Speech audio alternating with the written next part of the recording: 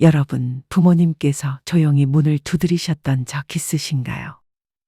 그 문을 열지 않았던 날, 혹은 차갑게 내보냈던 기억이 있으신가요? 오늘은 그 한 번의 외면이 한 아버지의 가슴을 어떻게 무너뜨렸는지, 그리고 그 끝이 얼마나 가슴 아픈 결말로 이어졌는지, 한 사람의 실화를 전해드리려 합니다. 이 이야기는 단순한 효도 이야기가 아닙니다. 피보다 진한 마음이 무엇인지, 진짜 가족이 누구인지 묻는 이야기입니다. 끝까지 보신다면 여러분은 아마 자신도 모르게 가슴 한켠이 뜨거워질 겁니다. 오늘의 이야기 시작하기 전 구독, 좋아요 부탁드립니다. 짐승만도 못한 두 아들에게 문전박대당한 아버지의 결말. 지금 바로 시작합니다.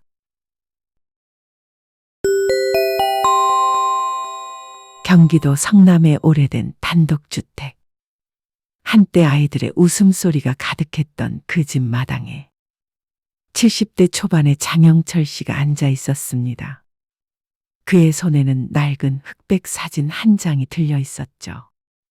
사진 속에는 해맑게 웃는 두 아들과 젊은 시절의 자신, 그리고 이제는 세상에 없는 아내의 미소가 담겨 있었습니다. 그땐 저 애들이 내 품 안에서 저렇게 웃었지. 그의 목소리는 마치 오래된 라디오처럼 희미하게 떨렸습니다. 며칠 전 평생 고생만 하던 아내가 계단에서 넘어져 다리를 크게 다쳤습니다. 병원 응급실의 형광등 아래에서 의사의 목소리가 울렸죠. 수술비가 2천만 원 정도 들 겁니다. 그 말 한마디가 장 씨의 가슴을 무겁게 짓눌렀습니다. 통장 잔액은 이미 마이너스였고 빚톡촉 전화는 하루에도 몇 번씩 울렸습니다. 결국 그는 평생 정직하게 살아왔던 자존심을 꺾고 이웃집 문을 두드렸습니다. 형님, 며칠만 좀 빌려주시오. 그의 두 손은 떨렸고 눈빛은 꺼져 있었습니다. 그렇게 머리 숙여 부탁해가며 겨우 아내의 수술은 마칠 수 있었지만 남은 것은 이제 갚아야 할 빚뿐이었습니다. 밤마다 그는 잠들지 못했습니다. 탁자 위에 놓인 병원비 계산서를 바라보다 결국 낡은 지갑을 꺼냈습니다. 그 속에는 오래된 주민등록증 한 장, 그리고 손때 묻은 병원비 명세서가 들어 있었습니다. 이 나이에 누가 나한테 돈을 빌려주겠어? 결국 자식들이지. 그의 눈가에 주름이 깊게 패였습니다. 그 순간 문득 시계 초침이 딸깍하고 울렸습니다. 멀리서 전화벨이 울렸죠. 휴대폰 화면엔 큰아들이라는 이름이 떴습니다. 그는 잠시 망설이다 손가락을 떨며 전화를 받았습니다. 아버지, 요즘 괜찮으세요? 익숙하지만 어딘가 낯선 아들의 목소리. 그래, 괜찮다. 너는 잘 지내냐? 아버지, 저 이번 달에 좀 힘들어서요. 혹시 조금만 도와주실 수 있을까요? 그 한마디에 장 씨의 시선이 사진 속 아들들의 웃는 얼굴로 향했습니다. 그리고 아주 오래된 기억이 천천히 스쳐갔습니다. 작은 손을 잡고 놀이터를 뛰던 날들. 비 오는 날 젖은 신발을 벗겨주며 웃던 아이들의 얼굴. 그는 아무 말 없이 전화기 너머로 한참을 침묵했습니다. 그리고 결국 이렇게 말했죠. 그래, 알겠다. 아버지가 한번 생각해 볼게. 전화를 끊은 뒤 그는 조용히 미소를 지었습니다. 그래, 그래도 아직 내가 아버지긴 하지. 그의 눈가에서 눈물이 한 줄기 흘렀습니다. 그 눈물은 슬픔이 아니라 가족이라는 이름 아래 남은 마지막 자존심의 빛이었습니다. 그날 밤 장 씨는 다시 마당으로 나가 별을 바라봤습니다. 한때 함께 별을 보며 소원을 빌던 아내의 목소리가 귓가에 맴돌았습니다. 여보, 우리 애들 잘 키웠어요. 당신 덕분이에요. 그는 하늘을 향해 속삭였습니다. 그래, 당신 말이 맞았어. 나는 아직 아버지고 남편이야. 그리고 다시 그 사진을 품에 안았습니다. 희미한 달빛 아래 낡은 사진 속 미소가 마치 다시 살아나는 듯 했습니다. 그의 눈가에는 여전히 눈물이 고였지만 그 속에는 희망의 빛도 함께 비치고 있었습니다. 며칠 뒤 그는 첫째 아들 집을 찾아갔습니다. 현관문 앞에서 잠시 머뭇거리다 조심스레 초인종을 눌렀습니다. 띠딩. 누구세요? 안에서 며느리의 차가운 목소리가 들려왔습니다. 나야 아버지다. 문이 열렸지만 며느리의 표정은 썩 달갑지 않았습니다. 어머, 아버님 오셨어요. 무슨 일로요? 그녀는 억지 미소를 지으며 말했습니다. 그게 너네 어머니가 다리를 다쳐서 수술을 했단다. 병원비가 좀 모자라서. 그 말을 듣자 며느리의 얼굴이 굳어졌습니다. 아버님, 저희도 요즘 사정이 어려워요. 애 학원비에 대출금 갚기도 벅차요. 오빠, 아버님 오셨대요. 안에서 첫째 아들이 나왔습니다. 아버지, 무슨 일로 여기까지 오셨어요? 그냥 엄마가 다쳐서 수술비가 좀 모자라네. 너 동생이랑 반씩만 좀 도와주면 어떻겠니? 하지만 아들의 얼굴에도 냉기가 스쳤습니다. 아버지, 저희도 지금 쉽지 않아요. 생활비도 빠듯한데 갑자기 1,000만 원이라뇨. 그럼 500만 원이라도. 그 순간 며느리가 말을 끊었습니다. 여보, 안 돼요. 우리 다음 달에 전세 연장해야 하잖아요. 그 말에 아들은 고개를 돌렸습니다. 아버지, 죄송해요. 이번엔 도와드리기 어려울 것 같아요. 그는 아무 말도 하지 못했습니다. 손끝이 떨렸습니다. 그래, 알겠다. 잘 살아라. 그 한마디를 남기고 그는 조용히 돌아섰습니다. 문이 닫히는 소리가 유난히 크게 들렸습니다. 그 다음 날 그는 둘째 아들 집을 찾았습니다. 둘째 아들은 비교적 형편이 낫다는 말을 들었지만 문을 연 사람은 역시 며느리였습니다. 아버님, 갑자기 어쩐 일이세요? 얘야, 너네 엄마가 다쳐서 병원에 입원해 있단다. 수술비가 좀 모자라서. 그녀는 눈썹을 찌푸리더니 부엌쪽으로 소리쳤습니다. 여보, 아버님, 또 돈 얘기야. 잠시 후 둘째 아들이 나왔습니다. 아버지, 또 돈이에요? 또라니, 무슨 소리냐? 네 엄마 다리 수술을 했단다. 2천만 원 정도라더라. 아버지, 저번에도 도와드렸잖아요. 우리도 애들 학원비며 카드값이며 솔직히 힘들어요.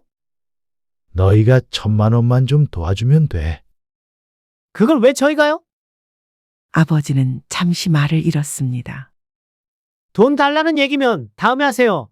저희는 여유 없어요. 둘째 아들은 무표정하게 말하더니 마치 이제 가시라는 듯 문 쪽을 향해 손짓했습니다. 그 순간 아버지의 눈가가 붉어졌습니다. 그는 말을 잇지 못하고 고개를 숙였습니다. 그래, 알겠다. 가마, 잘 살아라. 그날 밤 빈집에 홀로 앉은 그는 한참 동안 울지 못했습니다. 눈물조차 말라버린 듯 그저 멍하니 벽을 바라봤습니다. 며칠 뒤 그는 마지막으로 막내딸 은지의 집을 찾았습니다. 은지는 입양된 딸이었지만 누구보다 아버지를 따르고 정이 깊었습니다. 작은 카페에서 커피를 내리던 은지는 문이 열리자마자 눈이 휘둥그레졌습니다. 아빠, 이렇게 멀리까지 어떻게 오셨어요? 미리 말씀하셨으면 제가 갔을 텐데. 그녀는 멋쩍게 웃으며 말했습니다. 그냥 걷다 보니 여기까지 왔지 뭐. 에이, 아빠, 이런 거짓말은 통하지도 않아요. 분명 이유가 있으시죠? 아버지는 결국 모든 이야기를 털어놓았습니다. 아내의 다친 사연, 빚 그리고 두 아들에게서 들은 차가운 말들까지. 은지는 잠시 말이 없었습니다. 손끝이 하얗게 떨리더니 이내 눈가에 눈물이 맺혔습니다. 아빠, 왜 그걸 저한테 말씀 안 하셨어요? 왜 혼자 이 고생을 하세요? 그녀는 곧장 지갑을 꺼내더니 두툼한 봉투를 내밀었습니다. 여기 3천만 원이에요. 병원비 갚고도 남아요. 그리고 절대 미안해하지 마세요. 제가 지금 이렇게 있을 수 있는 건 아빠 덕분이잖아요. 아버지는 손사래를 쳤습니다. 야, 이건 너무 많다. 2천만 원이면 돼. 아빠, 그냥 받으세요. 제가 부모님께 받은 사랑에 비하면 이건 아무것도 아니에요. 은지는 고개를 숙이며 손등으로 눈물을 닦았습니다. 그 순간 아버지의 마음속에 따뜻한 불빛이 켜졌습니다. 두 아들에게 받은 상처가 조금씩 녹아내렸습니다. 며칠 후 은지는 병원으로 향했습니다. 창밖엔 봄비가 부슬부슬 내리고 있었고 병실 복도엔 소독약 냄새가 은은히 퍼져 있었습니다. 그녀는 조심스럽게 병실 문을 열고 들어가 누워있는 어머니의 손을 꼭 잡았습니다. 엄마, 이제 걱정 마세요. 돈 다 정리됐어요. 그래, 은지야, 너 아니면 어쩔 뻔했니? 어머니의 눈가에는 잔잔한 눈물이 맺혀 있었습니다. 그 눈물엔 미안함과 고마움 그리고 깊은 사랑이 뒤섞여 있었습니다. 은지는 이불을 살짝 덮어드리며 미소 지었습니다. 엄마, 우리 이제 다시 시작해요. 돈보다 중요한 건 가족이잖아요. 그때였습니다. 병실 문이 끽 소리를 내며 열렸습니다. 장영철 씨가 천천히 들어왔습니다. 그의 손에는 낡은 봉투 하나가 들려 있었습니다. 표정은 평온했지만 눈빛은 단호했습니다. 은지야, 네, 아빠? 이거 받아라. 이게 뭐예요? 여기 10억이 들었다. 은지는 놀란 눈으로 아버지를 바라보았습니다. 10억이요? 말도 안 돼요. 아빠, 그걸 저한테 왜 주세요? 그는 잠시 창가를 바라보다가 낮고 굵은 목소리로 말했습니다. 우리 고향집이 재개발되면서 보상금이 들어왔단다. 원래는 세 남매에게 똑같이 나누려고 했어. 그런데 이제 생각이 바뀌었다. 그는 천천히 딸 앞에 앉아 그 봉투를 무릎 위에 올려놓았습니다. 피보다 진한 건 마음이더라. 두 놈은 인간 되려면 아직 멀었어. 아비가 쓰러졌을 때 그놈들은 단 한 번도 오지 않았지. 근데 너는 눈물 닦아주고 손 잡아줬잖아. 그게 진짜 자식이다. 은지는 고개를 저었습니다. 아빠, 저 그런 거 바라지 않아요. 전 그냥 아빠가 살아계신 게 감사해요. 부모님 두 분 건강하시면 그게 제 행복이에요. 장영철 씨는 잠시 그녀를 바라보다가 고개를 끄덕였습니다. 그래도 받아라. 그는 그녀의 손에 봉투를 꼭 쥐어주었습니다. 이건 돈이 아니라 네 마음에 대한 아빠의 답이다. 세상엔 돈으로 살 수 없는 게 있는데 넌 그걸 내게 보여줬어. 은지의 눈에서 눈물이 주르르 흘러내렸습니다. 그녀는 봉투를 꼭 쥔 채 고개를 숙였습니다. 아빠, 저 아버지 딸로 태어나서 정말 다행이에요.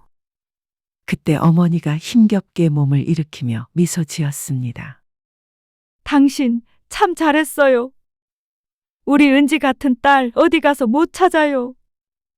그 순간 세 사람의 손이 병실 한가운데서 맞잡혔습니다. 따뜻한 체온이 전해지고 오래 묵은 오해와 상처가 조금씩 녹아내렸습니다. 창밖에서는 봄비가 그치고 햇살 한 줄기가 병실 안으로 스며들었습니다. 은지는 속으로 다짐했습니다. 이제부터 내가 부모님의 봄이 되어 드릴게요. 그날 이후 그들은 비로소 돈보다 깊은 사랑의 의미를 깨달았습니다. 그리고 그 10억은 단순한 재산이 아니라 가족의 마음을 되찾게 한 마지막 선물이 되었습니다. 며칠 뒤 낡은 대문이 덜컥 열리더니 두 아들이 급히 들어섰습니다. 숨이 차 있었고 얼굴엔 당황과 분노가 뒤섞여 있었습니다. 아버지, 그게 사실입니까? 10억을 막내 은지한테만 주셨다고요? 장영철 씨는 마당에 앉아 묵묵히 국화를 손질하고 있었습니다.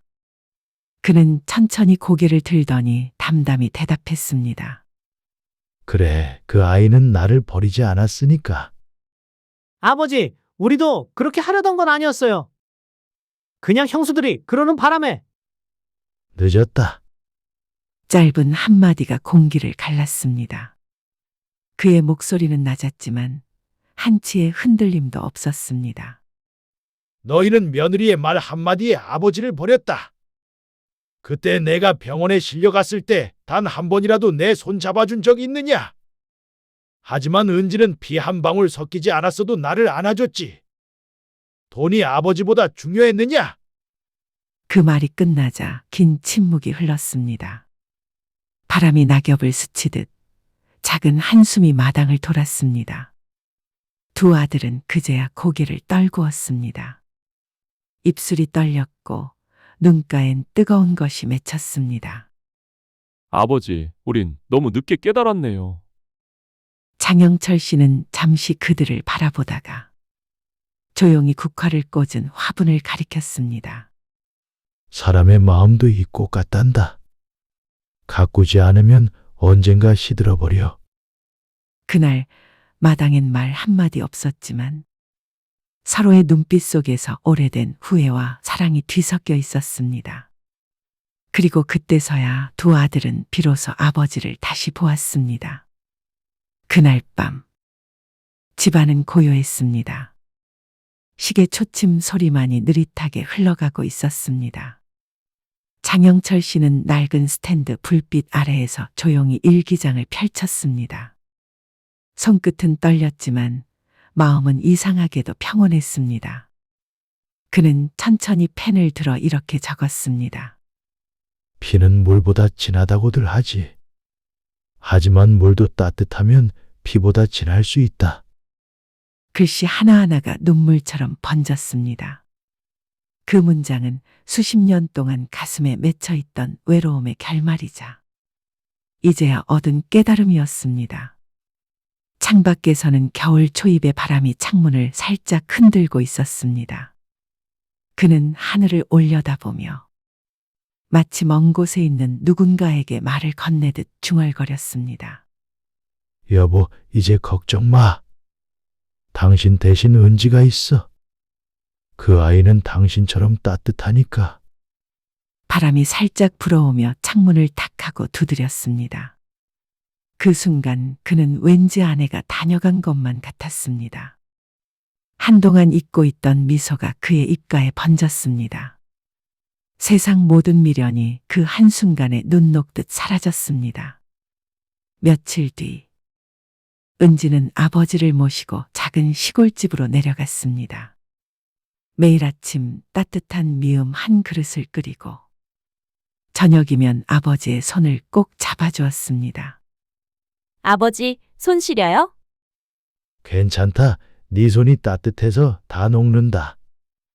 그렇게 두 사람은 서로의 빈자리를 채워가며 다시 가족이 되어갔습니다. 시간이 흘러 마을 사람들은 입을 모아 말했습니다. 은지는 진짜 효녀야. 요즘 세상에 그런 딸이 어딨어? 피보다 진한 정이라는 게 있다면 그게 바로 저 아이일 거야. 그리고 그 말을 들을 때마다 장영철 씨의 눈가에는 늘 잔잔한 미소가 떠올랐습니다. 그의 곁에는 늘 은지가 있었고 그녀의 따뜻한 손길은 그가 살아온 모든 세월의 외로움을 덮어주었습니다. 그 후 몇 해가 지나고 장영철 씨가 세상을 떠난 날, 은지는 그의 일기장을 조심스레 펼쳤습니다. 그 마지막 장에는 이렇게 적혀 있었습니다. 가족이란 피로 이어지는 게 아니다. 마음으로 이어질 때 비로소 진짜 가족이 된다. 여러분, 어떠셨나요? 여러분, 잠깐만 눈을 감고 생각해 보세요. 마지막으로 부모님께 전화를 건 게 언제였나요? 단순한 괜찮으세요 한마디였나요? 아니면 오래전 그 말조차 잊고 지내고 있나요? 오늘 들려드린 이야기는 한 가정의 드라마이자 우리 사회의 초상입니다. 장영철 씨의 이야기는 거창한 비극이 아닙니다. 다만 너무나 평범해서 그래서 더 아픈 이야기입니다. 누군가는 부모의 안부 전화를 귀찮다 하고 덮어두고 누군가는 작은 도움을 부담스럽다며 미루곤 합니다.